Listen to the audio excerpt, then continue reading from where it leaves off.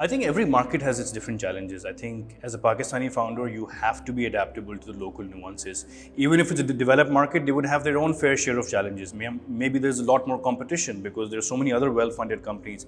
In Pakistan, there's a lack of capital, so you could truly be that one company that could dominate.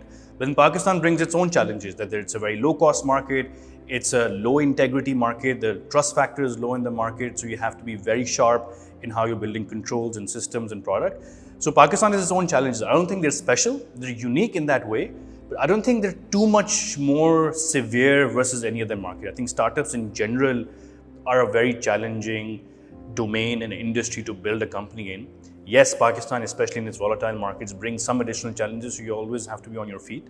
And you have to be adaptable because in Pakistan, if you're a business, you have to find that the most high ROI effort, because it's a low-cost market, the margins may be very thin, the rupee is devaluing every day. So how are you, hustling, how are you hacking, and how are you finding that low-cost way of doing more with less, finding ways to really use the fundraising you have, because Pakistan capital is also very hard to come by.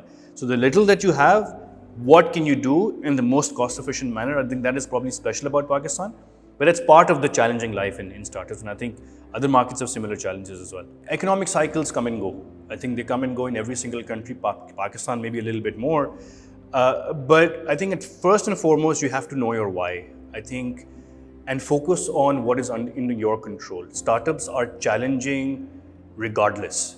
But when you add to the volatility and uncertainty of a country like Pakistan, they become even more challenging.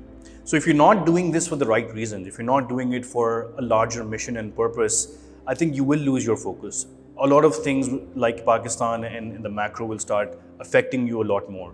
But if you hold on to your why, I think the purpose and mission behind what you're starting and why you're starting it is much more material in the grander purpose. I think that will continue to hold in your journey, and that will continue to drive you.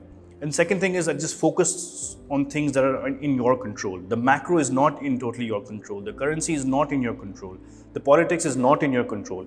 What is in your control is how you're coming to the office day in, day out, trying to build what you're doing, trying to hack your way through the solution that you want to provide to the problem you want to solve, and motivating your team throughout that. So know your why and focus on what's on your control. I think that is probably my advice to the startups in Pakistan.